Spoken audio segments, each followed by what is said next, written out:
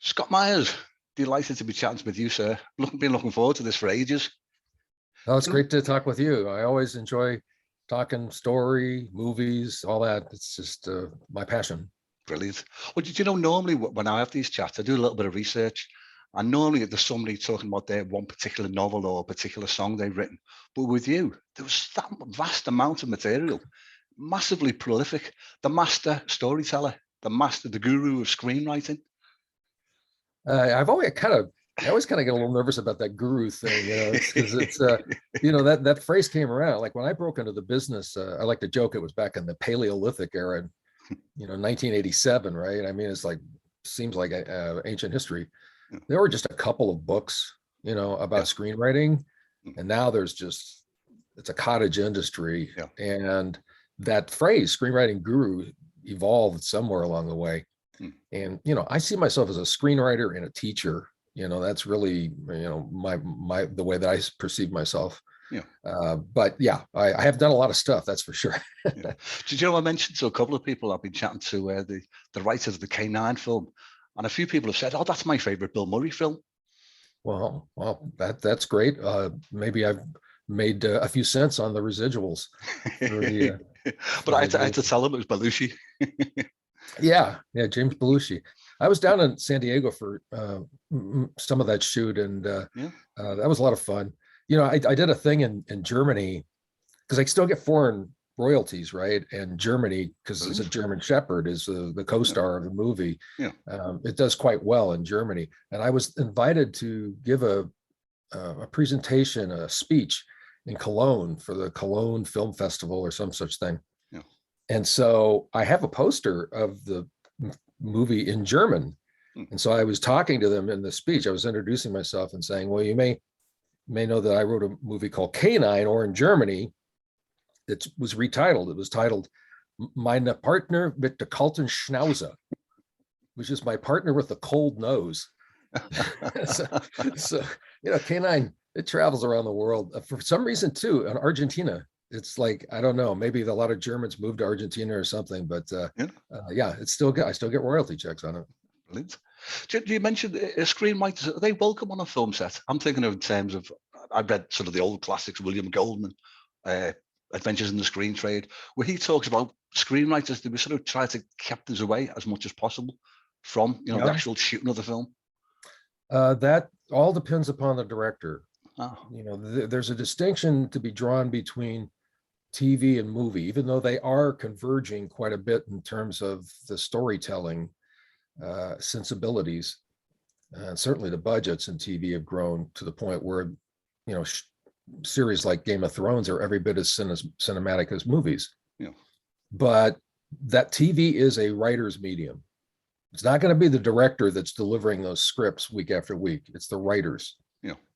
Film, different thing. The director goes off to make that movie. Now, they can work quite intimately with the writer or writers. Oftentimes in Hollywood, the projects have been rewritten many, many times by different writers. But at the end of the day, it's the director that goes off to make that movie. Depending upon what their relationship is with the writers, even though the Writers Guild, there is a specification that the writers should be on set, that often is not the case. The director doesn't want the writer there inhibiting or getting in the way or whining from offset about changing lines or whatnot. So but I always thought that William Goldman had that right, where he said, nobody knows the most anything. exciting day of a screenwriter's life is the first day on a movie set. The most boring day of a screenwriter's life is the second day on the movie set.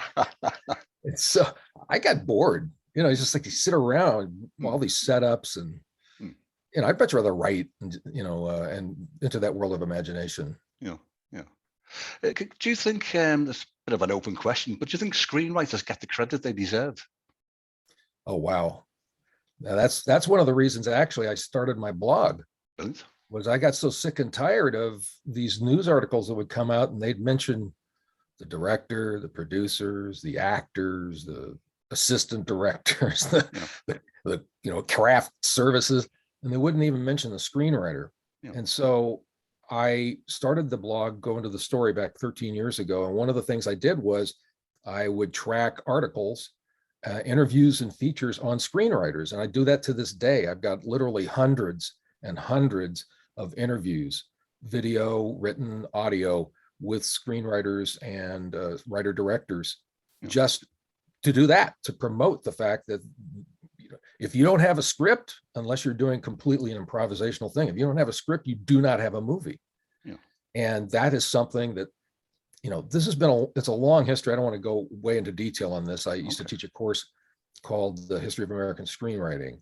And there's a long history of the diminishment by the powers that be in Hollywood of the screenwriter's role. And it really is, I think, boils down to the fact that screenwriters can do something they can't do, which is create something out of nothing. Okay. And that scares them. And so there's definitely been a lack of appreciation, I think, for screenwriters. Now, the people in the business who know how important it is, there's that. But in terms of just the general sort of public, I think that they don't typically think of, you know, screenwriters very often. That's more about the directors and actors. Yeah.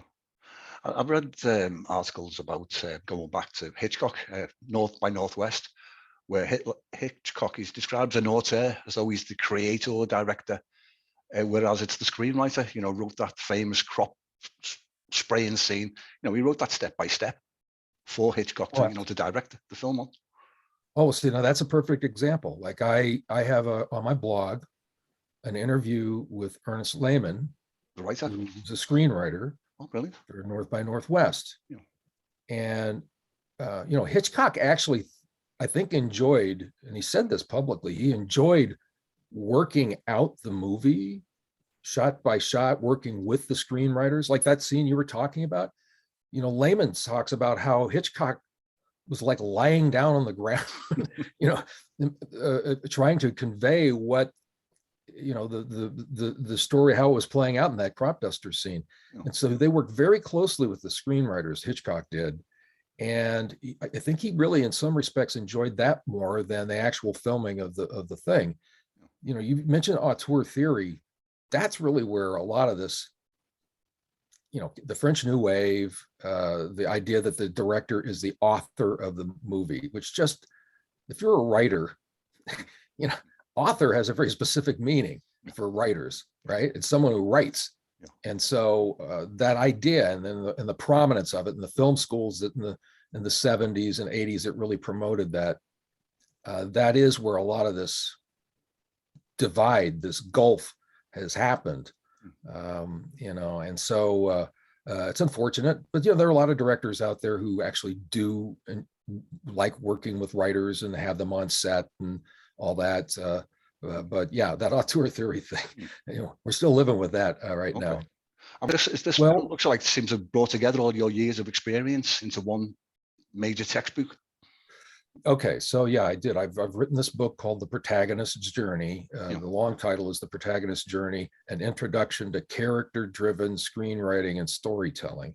Okay. And the reason I wrote it is because Palgrave Macmillan, which is based out of London, they're one of the most well-known, well-established publishers of academic books in the field of humanities. They approached me, we had conversations about this, and they were saying, could you check out and see what books are being used by film schools and universities in teaching screenwriting? Because we don't think that there are many people out there who are approaching it like you do, Scott, where you're preaching this idea of that the character drives the plot, that everything derives from the character. That's where we should start the process. I have a mantra I coined many years ago: begin with character, end with character, find the story in between.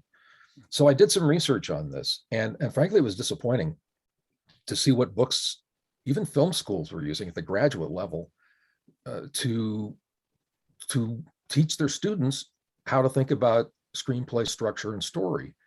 Yes, screenplays are, in a way, blueprints to make a movie. So there's no getting around that. And there are certain things that happen where even the audience expects them at certain intervals and whatnot. But to reduce structure to plot, which is what has happened, whether that's the intention of many of these books or not, that's generally speaking what's happened. that is a real disservice, because stories are not just plot. That's what in movies and TV, what we see and hear, action and dialogue, that's one level, but there's a whole other level of things going on. So where you've got, I'm sure you've heard of subtext, where you've got dialogue. Well, what's the meaning of the text of the words underneath? That's subtext. Same thing with action. What's the meaning of what's going on with the action underneath? What are the intentions of the characters? What are the motivations of the characters? So you've got this physical journey, and that's where a lot of these books tend to focus their attention. This needs to happen on, the inciting incident here on this page, and the break into Act 2 on this page. Yeah. And unfortunately, that seems to be the point of focus that people come away with, that screenplays are plot, when in point of fact, it's this whole other dimension. That's the physical journey, the psychological dimension of it, and what's going on with the characters. And in my view, you start there. It's their story. They have a narrative imperative, I call it. The protagonist has a journey they have to go on, and the journey they take is the one they need to take. And so it just makes sense that you start there, and that the story structure will emerge from that. So, 3-act structure, I can still live with that. In some respects, I think 4 acts is more helpful from a psychological point of view, but Aristotle, I don't have any problem with that. I'm not going to argue with this guy, 3-act structure. And screenplays are, William Goldman famously said screenplays are structured, but how do you get there? That's my thing. Start with your characters, and that'll lead you through the process of getting there. And I think in a holistic and comprehensive and complex and deep way. You mentioned, I've read one of your blogs, in one of the many, that you talk about the certain elements that are common to all films and basically all fiction. These characters, like you've got the hero, you've got the villain, you've got the trickster, you've got the mentor. Can you develop that for me? Maybe in terms of, I don't know, the Wizard of Oz, for instance. Oh yeah, okay. So let's just talk about that. The Wizard of Oz, which is, classic storytelling. I noticed over time, I'm a big fan of Carl Jung. I'm a big fan of Joseph Campbell. I'm a big fan of Carl Jung, who was a huge influence on Campbell. And Jung talks about archetypes quite a bit. It's a very complex subject matter for him. I mean, so it's not like, we can simplify it too much, but he does talk about character archetypes as well. And I noticed that there were, in movies and even in TV, there are these 5 narrative dynamics we see over and over again, right? There's this forward moving energy of a character moving toward a goal. We call that the protagonist, forward moving, right? Yeah. If you want conflict, we know this, you want conflict, the easiest way to do that is to create opposition. So you've got a force that's basically moving against the protagonist. That's I call it the nemesis. I prefer that to antagonist. Okay. So protagonist and nemesis. Yeah. And if you think of it as like a vertical line of a map of that, we're going to create a map for you here visually, a vertical line with the protagonist at the north and the nemesis at the south. Yeah. That's what I call the existential line. That's the question that raises this question: who am I? Excuse me. The protagonist, who am I? Self-identity. That lies at the heart of every story. Well, along the way, the protagonist will meet, will meet characters who influence their behavior. And so you've got the attractor character who influences the emotional life of the protagonist, right? They're most closely associated with the protagonist's emotional development. Oftentimes a romance figure, but that's not always the case. But then there's also the mentor figures who influence them in terms of their understanding of the world, wisdom. And so if you think of that, you've got that vertical line, protagonist, nemesis. Now think of it this way, the horizontal line. So it's like a plus sign. Over here in the West, you got attractor. In the East, you got the mentor. That's the behavior line. That answers the question, how does the protagonist act? This is who are you? This is how are you? And so the attractor and mentor influence the protagonist in terms of their behavior patterns and facilitates their growth as they move forward through this transformation process. Then imagine a circle that goes all the way around. Yeah. And that's the trickster. The trickster is a shapeshifter. And they are very adept at donning any of the masks. At any point, the trickster can be a co-protagonist, can be a nemesis character, can put on the mask of attractor, mentor. They're shapeshifters, and their job is to test the will of the protagonist. They do these little pop quizzes, these challenges leading up to the final exam at the very end of the story. Yeah. So these 5 archetypes, character archetypes, I just noticed that they're there in so many stories. So, for example, circling back to the Wizard of Oz, sorry, okay. Took me a while to get there. No, that's fascinating. Okay, well, so the protagonist is clearly Dorothy, right? Yep. Dorothy. Now we think of that lovely song she sings, somewhere over the rainbow. Yep. She's talking about troubles melting like lemon drops and go behind the clouds. There's troubles, clouds. She's having an existential crisis, really, because she doesn't feel like Kansas is her home. Yep. She wants to go as far away as possible. She wants to go over the rainbow to some mystical place where she's going to feel like she belongs. Remember, she's an orphan. People tend to forget this. She's an orphan. It's Annie Ann and Uncle Henry. I'm not their parents. We don't know what happened to her parents in the movie. We just know that she's an orphan. I think she's a child amongst adults. Yeah. Everybody else that's on the farm is an adult. She's a child. She doesn't really have. Everybody else has got work clothes on. She's got this pretty little blue, dress. So she's alienated, if you want to use that psychological language, from this place. Doesn't feel like her home is a home.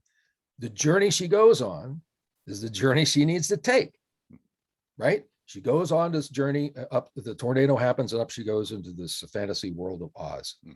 And up there she meets these characters who fulfill these archetype roles. So there's the Wicked Witch of the West. That's the nemesis character. Of course, that's the representation of the physicalization of Emma Gulch, who's, going to take Toto and destroy the dog for digging up her garden. So that's a nemesis, protagonist nemesis. If you think about it in a way, if the movie didn't happen, and if Dorothy grew up to be more and more embittered by the fact that she didn't belong, you could think of Emma Gulch as a projection or the physicalization of what Dorothy could become in years down the road. She could have become a bitter old spinstress, right?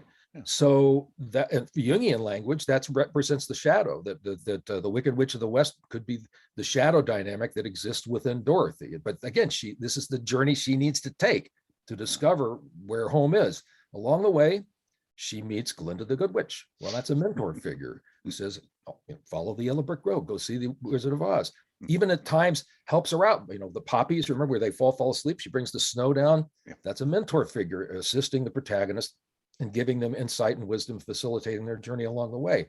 Meanwhile, she also runs into 3 characters who become her friends. There's the Scarecrow, Tin Man, and the Cowardly Lion. And when she leaves at the end of the movie, she says she's very sad because she's emotionally connected to these 3.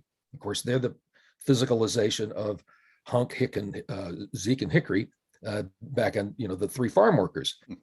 Who's the trickster? Well, you actually got 2. Perhaps the greatest trickster of all is Professor Marvel, because that same actor plays 5 different roles. Is he? In the movie, shape-shifting, right? Okay. So and so at times he's an ally.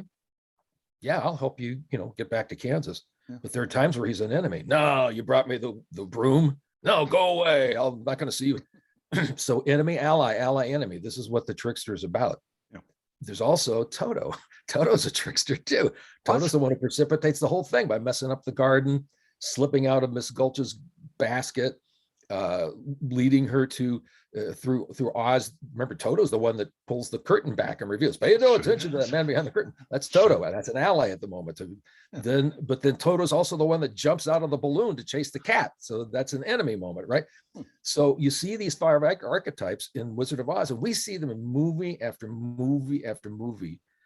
Protagonist, nemesis, attractor, mentor, trickster. And I deal with that in my book, part 2 of my book's called The Family of Characters, that the characters are not random. They exist to serve and support the protagonist's journey. And that's the theory, at least. And it seems to have some resonance with people. Scott, that was brilliant. I'm going to watch that film again tonight. I never thought that the dog Toto, just a pet, trickster. Yeah, trickster. I feel like I've never seen that film before. So I'm still pondering on that. That was actually brilliant. Can I ask about the book then? It says that an introduction to character-driven screenwriting. So suggesting there's going to be a part 2. This isn't available yet. Is it December? This is due out. No. Publication date. Okay. No, it's not. Now, this has been a long process. I've been trying to order it. Yeah, people should pre-order it. Please do. I don't understand the Amazon algorithms, but if people pre-order it, then it goes up, and I don't know. But it's currently the Amazon #1 rated new release in film and television, and it has been #1 in terms of actual sales. It was a long process writing this thing. I thought, well, I know this material pretty well. I mean, I've been teaching it and writing, for 3 decades, writing, and I've been teaching for 2 decades. I should be able to pound out this book. It was so hard. It took me 21 months because it's not like writing a scene. Yeah. You're a screenwriter writing a scene. It's like, okay, I got my characters. I got the, beginning, middle, and end, 2 pages. Boom, gonna knock this thing out, right? This is like, I got footnotes and, this supporting that point and that supporting this point and this illustrating that. And, 300 illustrations, citations of movies and TV, over 300 of them in the book. Yeah. And so that just required a lot of research and a lot of thinking. Anyhow, the book is being published by Palgrave Macmillan. I guess there's this shortage of whatever this thing is going on worldwide, but now I just read yesterday where there's even a paper shortage, and it may affect the printing of books. So I don't know. Right now, it's supposed to come out in January. That's the goal for it right now. But yeah, okay. You can pre-order it. Absolutely. Okay, brilliant. As I mentioned before, you're saying this is an introduction. Does that mean? I think I asked the question. There's going to be a second, third edition? Well, I could, because I mean the book focuses on one narrative archetype, and it's the most popular one in terms of film, or at least as far as Hollywood is concerned, and probably most movies around the world. What I call the unity arc. The unity arc. That's where a protagonist starts off in a state of disunity. They're disconnected from their authentic nature, to use psychological language. Just like Dorothy. She didn't feel like her home was a home. Yeah. Remember, Glinda the Good Witch says at the end, Dorothy, you've always had the power to go home. You just had to go through this journey to figure that out. That's the protagonist's journey. That's one of the reasons why The Wizard of Oz is such an archetypal movie. When Joel Coen of the Coen brothers says every movie is an attempt to remake The Wizard of Oz, he's probably being a little bit tongue in cheek, but I think he's accurate. There's a lot of truth in that, right? Because she moves from disunity to unity. Yeah. Oh, Annie M, there's no place like home. At the end, I'm never going to leave this backyard. This is it. I found my home. Not at the beginning. She wanted to go away over the rainbow. She wanted to get away from Kansas. No, she comes home and she realized this thing that was inside all along. Yeah. Home. You're home. You know these people. You just need to accept that. So that unity arc, where the character starts off disconnected from something that's inside, that's already there. Carl Jung talks about the idea that the privilege of a lifetime is to become who you are. Joseph Campbell, in talking about the hero's journey, says the journey is not a journey of attainment. You're not attaining something so much as reattainment. You're reconnecting with something about your authentic nature that's inside. In screenwriting trade, we call this what's their need? What does the character need? And if you really drill down, it's like an unconscious need. This is their destiny. This is the fate. The journey they go on is the journey they need to take. And so there's these 4 stages for the unity arc. They start off in disunity. They're pulled out of the old world, go into the new world. Out here, their old ways of being, everything that they developed in terms of cobbling together a set of beliefs and behaviors and coping skills and defense mechanisms, everything before fade in that they pulled together this meager life.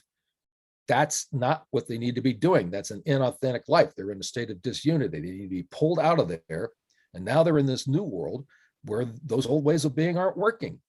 Now that oftentimes they experience this as a negative because nobody likes to change, right? Yeah. But it's important because it's breaking up their old psyche state, the way that they construct, the way that they act and think. And that's allowing that thing inside that's already there. Yeah. Ovid says the seeds of change lie within. Those seeds start to blossom and germinate, come out into the light of consciousness through the deconstruction process, basically the first half of Act 2. into the reconstruction process, which has happened in the second half of Act Two. So they're relying less on the old ways of being and more on this new stuff that's coming out, because they're aligning themselves with who they're supposed to be, leading toward that final struggle. That's an important event in the structure of a story. But what that really is about from a psychological standpoint is, has the protagonist learned what they need to learn? Have they grown to the point where they really are moving toward a state of wholeness or unity? If they do and they succeed, then that's a sign that yes, they have passed that test. They have started to move toward unity. So that's one arc, or one archetype, narrative archetype. There are others, and I would explore those if they were going to write another book. Yeah. For example, there are stories where they go through a negative trajectory, a disintegration, just like Citizen Kane. Charles Foster Kane did that. Yeah.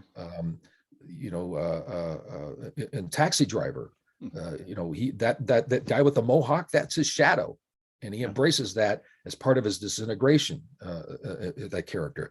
So there's stories where there's a negative arc, the disintegration arc. There are stories where the character refuses to change. They have an opportunity to change, but they don't. So like Butch Cassidy and the Sundance Kid, those are guys that are stuck in the past. Yeah. And modernity is coming and they're not facing it. And the only choice they have, as that sheriff tells them, is the only choice you have is where you're going to die and when. And they do in Bolivia, because they refuse to change. There are other stories where the protagonist doesn't change, but they're a change agent. Like Wally in the movie Wally. He doesn't change, but he changes everybody else around him. So there's there's nonlinear storytelling. There's a lot of different things that we could explore that go beyond this, but I just wanted to introduce this idea because, plucking a number out of thin air, 90% of Hollywood movies are the unity arc. We want to believe that we can change for the better, and Hollywood wants, generally speaking, to have movies that are a happy ending. And what better ending that, happier ending can you have than when you feel like a character's evolved from a place where they're in a state of disunity to something where they're really moved toward wholeness. So I gave it sort of the spiel of the lay of the land, that it's, this is an introduction, but it's a much more complex set of possibilities for us as writers. Yeah, that's a great explanation. Can I ask you, changing the subject slightly, but how the new screenwriter, their best chances of breaking into getting their film produced, getting their film going live? Can you're associated with the Blacklist, you write the official blog for that. Can you, for people who not familiar with that, could you explain what that's about? Okay, so this is really the question. You talk about subtext. Anytime a screenwriter meets with anybody who's outside the business, how'd you get in? How do you get in? How do you find an agent? Yeah, I get it. I mean, I'm a testament to the fact that it is possible to be a complete outsider, that you don't have to be a film school graduate from one of the schools in LA or New York, that you don't have to be the son or daughter of a movie mogul. You can be outside the system. I knew one person, and they were a film school student, and that was it. I knew nobody else in Hollywood. Wrote a spec script and sold it in 1987, which was Canine. That's how I wrote. The Blacklist started as a Franklin Leonard, who was a development executive in Hollywood. This is maybe 15, 16, 17 years ago. I can't remember when the first one, maybe it was 2004 or 2003. So, yeah. But what he did was he said it was coming around the holiday, Christmas time, and he'd read a bunch of lousy scripts. And so he was asking other development executives, what are the best unproduced scripts that you've read this year? And they just simply sent titles back. He totaled them up, like which ones had the most votes, created a PDF and sent it around and called it the Blacklist. So that's where it all got started. And every year, like the second Monday of December, they come out with the annual Blacklist. And that's a big deal. Nowadays, it's really become something. I've interviewed over 50 writers who made the Blacklist, and every single one of them said that it had a positive effect on them, oftentimes even getting movies made by virtue of the fact that they're on the Blacklist. So there's that. But then it's also evolved into, they've got a website where you can upload scripts, and based off that, because there's all these people on the other side, like 3,500 plus people who are in the industry who look at the scripts. I actually am working with a writer who just this week had a script. They have these readers, and if you get like an 8 or above out of a 10, that triggers something. And so her script got an 8. And so now it was recommended, and she's getting I think that today she told me she had 10 downloads from industry people already just in the one day that it's been, got the 8. So there's that, but there's also, they produce movies now. They're starting to do that. But the thing that I'm most involved with, apart from my blog being the official screenwriting blog of the Blacklist, is the educational side of things. And so starting in 2013, Franklin created this educational aspect whereby people could go to these feature writer labs where we'd spend like a week together, all writers that were selected.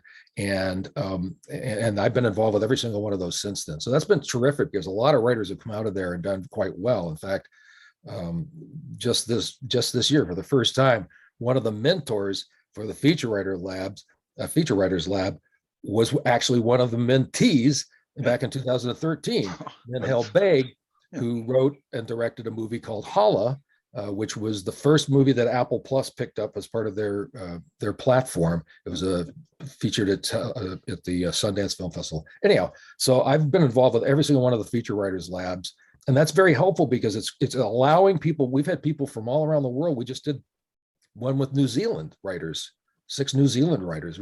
The idea is to try and open avenues for people to get into Hollywood that are non-traditional means in. So that's the idea, and I'm very happy and proud to be part of that process. Oh, yeah, that's brilliant.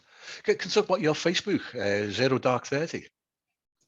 Yeah, that's I noticed there's a free ebook on there. I think it's available for download from yourself. Oh yeah, I make, look, all my content on my blog is free. Everything that goes on in Zero Draft 30, the Facebook group, that's all free. That was part of the thing. Was there were a lot of these back in the day, 15 years ago, there were a lot of these screenwriting gurus. Here we go, circling all the way back, right? Who were, saying, learn the secrets to writing a $1 million spec script, and all this stuff, and charging money. And many of them had little, if any, industry experience, or at least screenwriting experience. At least I've written 30 plus projects, gotten paid to do that for every major studio and almost every broadcast network in Hollywood. So I just said, all right, fine, you're going to do that. I'm just going to put all this stuff up for free. So I've got 12 free ebooks. You can download them from my blog. It's almost 1,000 pages of content. I had 2 wonderful people from the Zero Draft 30 Facebook group who worked really hard to edit those things together. Trish Curtin and Clay Mitchell. I appreciate that so much. And those things have been, thousands and thousands of people have downloaded those things, those 12 ebooks. But Zero Draft 30 is a wonderful community. It's no ads. You can't push anything. You can't promote anything. It's just people getting together and supporting each other as writers. And every March and every September, we do the Zero Draft 30 challenge, which is 30 days, fade in, fade out, write a script in 30 days. Zero draft, meaning it's productivity over perfectionism and just knock the script out. And I was just talking to someone recently who said that one of those scripts she wrote from the Zero Draft 30 challenge actually got, producers now got it. And so, I hear stories like that all the time. So Zero Draft 30 Facebook group, it's open to people to join, and a wonderful community of writers. Oh, brilliant. Oh, can I ask, this is going off on a tangent, what software do you use for writing your screenplays, or when you were fully involved? Well, I own all of them. So, at least the big 3. I own those.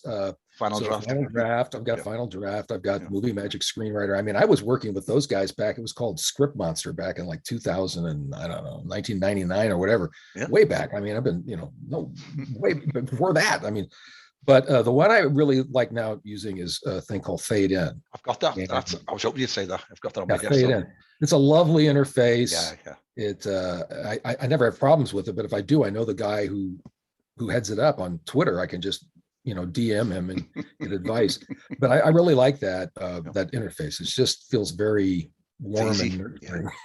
Easy too. What I like about it is the dialogue tuner, I think, where you can sort of select one particular character and you can see all his dialogue, all sort of lumped together. You see the traits on their little adding little words, mannerisms they have. Yeah, that's a great thing to do. I tell that to my students all the time. One of the things you should do is read your scripts out loud. And one of the best things you can do is just that. take a single character, get all their dialogue, and you can do that with these programs now. You can just isolate all the dialogue for one character, read that dialogue out loud, and you're going to, just like what you were saying, you'll notice that there are ticks and little, jargon and speech patterns. And if you don't, well, you need to lean into your character and learn what, how they've grown up, their socioeconomics, their education, their friends, their job, all that stuff influences the way they talk. And so, that's a great tip that you do that to, read the dialogue out loud. That's great. Yeah. And also the clock's running down. It feels like we've chatted for 2 minutes. Any chance of having another chat with yourself, Scott? Yeah, sure. I mean, I love talking about story. To me, I want people to write great stories. We need them now more than ever. There's so much negativity and critical voices and hatred and anger and misogyny and xenophobia, when the reality is, and this is one of the beauties of story, is that we are fundamentally the same.